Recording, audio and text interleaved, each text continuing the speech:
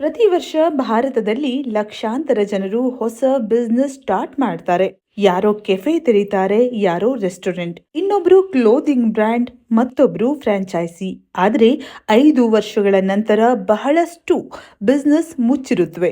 ಇಲ್ಲವಾದ್ರೆ owner ಇನ್ನೂ ಬೆಳಿಗ್ಗೆಯಿಂದ ರಾತ್ರಿಯ ತನಕ ಅದೇ ಬಿಸ್ನೆಸ್ನಲ್ಲಿ ಸಿಲುಕಿಕೊಂಡಿರ್ತಾನೆ. ಆದ್ರೆ ಇದೇ ಭಾರತದಲ್ಲಿ ಕೆಲವು ಜನರಿದ್ದಾರೆ. ಅವರು ಶಾರ್ಕ್ ಟ್ಯಾಂಕ್ ನಲ್ಲಿ ಕಾಣಿಸ್ಕೊಳ್ಳೋದಿಲ್ಲ, ಇನ್ಸ್ಟಾಗ್ರಾಮ್ ನಲ್ಲಿ ಮೋಟಿವೇಶನಲ್ ರೀಲ್ ಮಾಡೋದಿಲ್ಲ, ಲಕ್ಸುರಿ ಕಾರ್ಗಳ ಜೊತೆ ಫೋಟೋ ಅಪ್ಲೋಡ್ ಮಾಡೋದಿಲ್ಲ. ಆದ್ರೆ ಪ್ರತಿ ತಿಂಗಳು ಅವರ ಬ್ಯಾಂಕ್ ಅಕೌಂಟ್ಗೆ ಕ್ವೈಟ್ಲಿ ಲಕ್ಷಾಂತರ ರೂಪಾಯಿಗಳು ಕ್ರೆಡಿಟ್ ಆಗುತ್ತೆ. ಮತ್ತು ಶಾಕಿಂಗ್ ವಿಷಯ ಏನಂದ್ರೆ ಅವರ ಬಿಸ್ನೆಸ್ ಅಷ್ಟು ಬೋರಿಂಗ್ ಆಗಿರುತ್ತೆ. ಹಲವರು ಅದನ್ನ ಬಿಸ್ನೆಸ್ ಅಂತಲೇ ಕನ್ಸಿಡರ್ ಮಾಡೋದಿಲ್ಲ. ಆದ್ರೆ ಬಿಸ್ನೆಸ್ ಜಗತ್ನಲ್ಲಿ ಒಂದು ಗೋಲ್ಡನ್ ರೂಲ್ ಇದೆ. ಅದೇನಂದ್ರೆ where competition is less, opportunities are often bigger ಅಂತ. ಹಾಗಾಗಿ ಇಂದು ನಾವು ಭಾರತದಲ್ಲಿ ಕ್ವೈಟ್ಲಿ ಗ್ರೋಯಿಂಗ್ ಆಗುತ್ತಿರುವಂತಹ 8 ಬೋರಿಂಗ್ ಬಟ್ ಪವರ್ಫುಲ್ ಆಗಿರುವಂತಹ ಬಿಸ್ನೆಸ್ ಮಾಡೆಲ್ಗಳ ಬಗ್ಗೆ ತಿಳ್ಕೊಳ್ಳೋಣ. Business number 8, commercial cleaning company. ನಾಳೆ ನೀವು ಯಾವುದಾದ್ರೊಂದು ಮಾಲ್, ಹಾಸ್ಪಿಟಲ್ ಅಥವಾ ಕಾರ್ಪೊರೇಟ್ ಆಫೀಸ್ಗೆ ಹೋಗಿ ಒಂದು ಕ್ವೆಶನ್ ಕೇಳಿ: ಈ ಬಿಲ್ಡಿಂಗ್ ಪ್ರತಿದಿನ ಕ್ಲೀನ್ ಆಗಿ ಇರೋಕೆ ಯಾರು ರೆಸ್ಪಾನ್ಸಿಬಲ್ ಅಂತ. ಪ್ರತಿದಿನ floor cleaning, washroom maintenance, glass cleaning ಇದು ಲಕ್ಸುರಿ ಅಲ್ಲ, ಇದು ನೆಸೆಸಿಟಿ.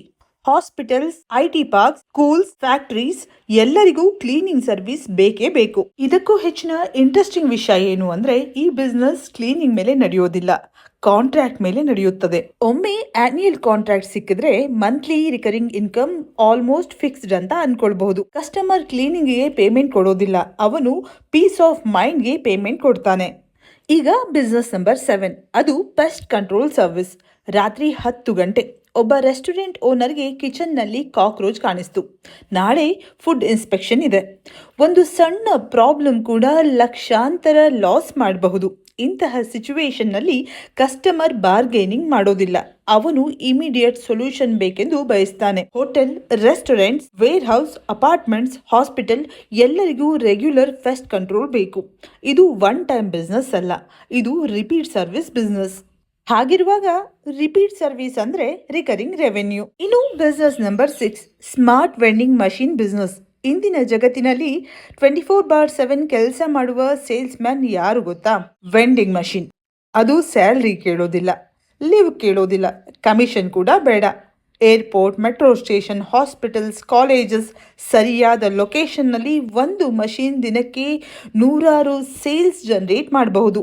ಈ ಬಿಸ್ನೆಸ್ನಲ್ಲಿ ಮಷೀನ್ ಇಂಪಾರ್ಟೆಂಟ್ ಅಲ್ಲ, ಇಲ್ಲಿ location is everything. So average machine plus amazing location is equal to great profit. Amazing machine plus bad location, huge loss.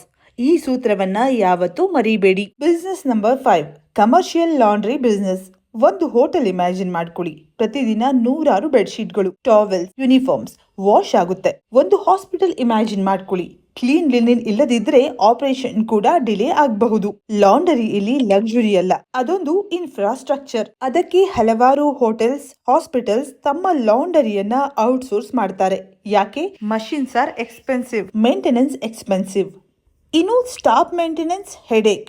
ಮತ್ತು business ಓನರ್ಗೆ headache ಬೇಡ, solution ಬೇಕು. ಸೊ ನಿಮಗೆ ಅಲ್ಲೇ ಆಪರ್ಚುನಿಟಿ ಇದೆ. ಇನ್ನು business number 4, equipment rental business. ಒಬ್ಬ ಕಾಂಟ್ರಾಕ್ಟರ್ಗೆ ಕೇವಲ 10 ದಿನಗಳಿಗೆ ಒಂದು ಮಷೀನ್ ಬೇಕು. ಮಷೀನ್ ನ ಪ್ರೈಸ್ 3 ಲಕ್ಷ, ರೆಂಟಲ್ ಕಾಸ್ಟ್ 10,000. ಅವನು ಯಾವ ಆಪ್ಷನ್ ನ ಚೂಸ್ ಮಾಡ್ತಾನೆ? Obviously rental. ಇಂದಿನ ಜಗತ್ತು ಓನರ್ಶಿಪ್ ನಿಂದ ಆಕ್ಸೆಸ್ ಎಕಾನಮಿ ಕಡೆ ಮೂವ್ ಆಗ್ತಿದೆ. ಊಬರ್, ನೆಟ್ಫ್ಲಿಕ್ಸ್, ಸ್ಪಾಟಿಫೈ, ಕೋವರ್ಕಿಂಗ್ ಸ್ಪೇಸಸ್ ಎಲ್ಲವೂ ಇದೇ ಪ್ರಿನ್ಸಿಪಲ್ ಮೇಲೆ ಕೆಲಸ ಮಾಡುತ್ತೆ.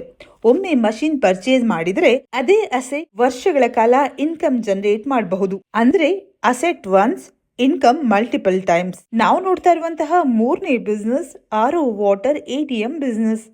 ಸ್ನೇಹಿತರೆ, ಟೆಕ್ನಾಲಜಿ ಬದಲಾಗುತ್ತೆ, AI ಬರುತ್ತದೆ, ಮಾರ್ಕೆಟ್ ಚೇಂಜ್ ಆಗುತ್ತೆ. ಆದರೆ ಒಂದು ಥಿಂಗ್ ಎಂದಿಗೂ ಬದಲಾಗೋದಿಲ್ಲ. ಅದೇನು ಅಂದ್ರೆ people need water. Safe drinking ವಾಟರ್ಗೆ ಡಿಮಾಂಡ್ ಯಾವತ್ತೂ ಕಡಿಮೆ ಆಗೋದಿಲ್ಲ. Railway station, industrial areas, hospitals, tourist places ಎಲ್ಲ ಕಡೆ ಜನರು ಪ್ಯೂರಿಫೈಡ್ ವಾಟರ್ಗೆ ಪೇಮೆಂಟ್ ಮಾಡ್ತಿದ್ದಾರೆ. ಇಲ್ಲಿ ಕಸ್ಟಮರ್ಗೆ ಬ್ರ್ಯಾಂಡ್ ಮುಖ್ಯವಲ್ಲ, ನೀಡ್ ಮುಖ್ಯ. ಒಮ್ಮೆ ರೈಟ್ ಲೊಕೇಶನ್ ನಲ್ಲಿ ಮಷಿನ್ ಸೆಟಪ್ ಮಾಡಿದ್ರೆ ಕಸ್ಟಮರ್ ಸ್ವತಃ ನಿಮ್ಮ ಬಳಿ ಬರ್ತಾರೆ. ಮಾರ್ಕೆಟಿಂಗ್ ಕಾಸ್ಟ್ ಕೂಡ ಕಡಿಮೆ. Business number 2, ಮೈಕ್ರೋಸಾಸ್. ಇದು ಬಹುಶಃ ಈ ಲಿಸ್ಟ್ ನಲ್ಲಿ ಮೋಸ್ಟ್ ಸ್ಕೇಲೆಬಲ್ ಬಿಸ್ನೆಸ್ ಅಂತ ಹೇಳಬಹುದು. ಒಂದು ಸಾಫ್ಟ್ವೇರ್, ಒಂದು problem, monthly subscription, gym management software, school fees software, clinic appointment software, inventory management software, ಇಂತಹ ಹಲವಾರು ಸಾಫ್ಟ್ವೇರ್ಗಳು ಈಗ ನಿಮ್ಮ ಮೊಬೈಲ್ನಲ್ಲೂ ಇದೆ. ಫ್ರೆಂಡ್ಸ್, ಬಿಸ್ನೆಸ್ ಓನರ್ಗಳಿಗೆ ಇನೋವೇಷನ್ ಬೇಡ, ಅವರಿಗೆ ರಿಲೀಫ್ ಬೇಕು. ನೀವು ಅವರ 1 ಗಂಟೆಯ ಕೆಲಸವನ್ನ 10 ನಿಮಿಷಕ್ಕೆ ರೆಡ್ಯೂಸ್ ಮಾಡಿದ್ರೆ ಅವರು ಹ್ಯಾಪಿಯಾಗಿ ಮಂತ್ಲಿ ಪೇಮೆಂಟ್ ಮಾಡ್ತಾರೆ. ಮತ್ತು ಸಾಫ್ಟ್ವೇರ್ ಬಿಸ್ನೆಸ್ನ ಬ್ಯೂಟಿ ಏನಂದ್ರೆ ಒಮ್ಮೆ ಪ್ರಾಡಕ್ಟ್ ಬಿಲ್ಡ್ ಆದ್ರೆ ಸಾಕು. 1 ಕಸ್ಟಮರ್ ಯೂಸ್ ಮಾಡಿದ್ರು 10,000 ಕಸ್ಟಮರ್ ಯೂಸ್ ಮಾಡಿದ್ರು ನಿಮ್ಮ ಕಾಸ್ಟ್ ಹೆಚ್ಚು ಚೇಂಜ್ ಆಗೋದಿಲ್ಲ. ಅದಕ್ಕೆ ಸಾಫ್ಟ್ವೇರ್ ಬಿಸ್ನೆಸ್ ನಲ್ಲಿ ಮಾರ್ಜಿನ್ಸ್ ತುಂಬಾನೇ ಹೈ. ಈಗ ನಂಬರ್ 1, ಆದ್ರೆ ಇದು ಬಿಸ್ನೆಸ್ ಅಲ್ಲ, ಇದು ಒಂದು principle. The principle behind every rich business. ನೀವು ಈ ಪ್ರಿನ್ಸಿಪಲ್ ನ ಅರ್ಥ ಮಾಡ್ಕೊಂಡ್ರೆ ಫ್ಯೂಚರ್ ನಲ್ಲಿ ಪ್ರಾಫಿಟಬಲ್ ಬಿಸ್ನೆಸಸ್ ನ ಸುಲಭವಾಗಿ ಐಡೆಂಟಿಫೈ ಮಾಡಬಹುದು. ನೀವು ಈ ಎಂಟೈರ್ ಲಿಸ್ಟ್ ಅಬ್ಸರ್ವ್ ಮಾಡಿದ್ರೆ cleaning, pest control, laundry, software, water ಎಲ್ಲದರಲ್ಲೂ ಒಂದು ಕಾಮನ್ ಪಾಯಿಂಟ್ ಇದೆ. ಅದು ರಿಕರಿಂಗ್ ರೆವೆನ್ಯೂ. ಒಮ್ಮೆ ಕಸ್ಟಮರ್ ಬಂದ್ರೆ ಅವರು ಮತ್ತೆ ಮತ್ತೆ ಪೇಮೆಂಟ್ ಮಾಡ್ತಿರ್ತಾರೆ. For example, Netflix monthly, internet monthly, gym membership ಅದು ಕೂಡ monthly, software monthly, AMC yearly. ಒಟ್ಟಿನಲ್ಲಿ ಹೇಳಬೇಕು ಅಂದ್ರೆ ಸಕ್ಸಸ್ಫುಲ್ ಬಿಸ್ನೆಸಸ್ ಯಾವತ್ತೂ ಪ್ರಾಡಕ್ಟ್ ಮಾರೋದಿಲ್ಲ, ಅವರು ಸಿಸ್ಟಮ್ ಬಿಲ್ಡ್ ಮಾಡ್ತಾರೆ. ಬಹಳಷ್ಟು ಜನ ಬಿಸ್ನೆಸ್ ಸ್ಟಾರ್ಟ್ ಮಾಡುವಾಗ ಕೇಳುವ ಪ್ರಶ್ನೆ ಪ್ರಾಫಿಟ್ ಎಷ್ಟು ಅಂತ. ಆದ್ರೆ ವೆಲ್ದಿ ಆಂಟ್ರಪ್ರಿನರ್ಸ್ ಕೇಳುವಂತಹ ಪ್ರಶ್ನೆ this profit will repeat how many times. ಇದೇ difference. One time sale gives you income, but recurring revenue gives you freedom. So ಮುಂದಿನ ಬಾರಿ ಯಾವುದೇ ಬಿಸ್ನೆಸ್ ಐಡಿಯಾ ನೋಡಿದಾಗ ಈ 4 ಕ್ವೆಶ್ಚನ್ನ ಕೇಳ್ಕೊಳ್ಳಿ. ಮೊದಲನೇ ಪ್ರಶ್ನೆ, ಈ ಪ್ರಾಬ್ಲಮ್ ಮುಂದಿನ 10 ವರ್ಷಗಳ ನಂತರವೂ ಇರುತ್ತದೆಯಾ? ಎರಡನೇ ಪ್ರಶ್ನೆ, ಕಸ್ಟಮರ್ ಮತ್ತೆ ಮತ್ತೆ ಪೇಮೆಂಟ್ ಮಾಡ್ತಾರಾ? ಮೂರನೇ ಪ್ರಶ್ನೆ, ಈ ಬಿಸ್ನೆಸ್ ಸಿಸ್ಟಮ್ ಮೂಲಕ ರನ್ ಆಗಬಹುದಾ? ನಾಲ್ಕನೇ ಪ್ರಶ್ನೆ, ಇದು ರಿಯಲ್ ಪ್ರಾಬ್ಲಮ್ ಸಾಲ್ವ್ ಮಾಡ್ತಿದ್ಯಾ ಅಂತ. 3 ಉತ್ತರಗಳು ಎಸ್ ಆಗಿದ್ರೆ ಬಹುಶಃ ನೀವು ಒಂದು ಆರ್ಡಿನರಿ ಬಿಸ್ನೆಸ್ ನೋಡ್ತಿಲ್ಲ, ಬದಲಾಗಿ ಫ್ಯೂಚರ್ ಕ್ಯಾಶ್ ಮಷಿನ್ನ ನೋಡ್ತಿದ್ದೀರಿ. ಸೊ ಈ ವಿಡಿಯೋದ ಬಿಗ್ಗೆಸ್ಟ್ ಲೆಸನ್ ಏನು ಹಾಗಾದ್ರೆ?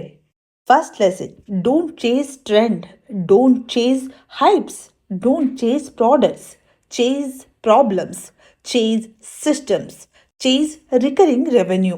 ಯಾಕಂದ್ರೆ ಪ್ರಾಡಕ್ಟ್ಸ್ ಬದಲಾಗುತ್ತವೆ, ಟೆಕ್ನಾಲಜಿ ಬದಲಾಗುತ್ತೆ, ಮಾರ್ಕೆಟ್ ಚೇಂಜ್ ಆಗುತ್ತೆ. ಆದರೆ ರಿಕರಿಂಗ್ ಹ್ಯೂಮನ್ ಪ್ರಾಬ್ಲಮ್ಸ್ ಅಲ್ಲ, ಅವು ಯಾವತ್ತೂ ಇದ್ದೇ ಇರುತ್ತೆ. ಮತ್ತು ರಿಕರಿಂಗ್ ಪ್ರಾಬ್ಲಮ್ಸ್ ಇರುವ ಜಾಗದಲ್ಲಿ ರಿಕರಿಂಗ್ ಮನಿ ಕೂಡ ಇರುತ್ತೆ.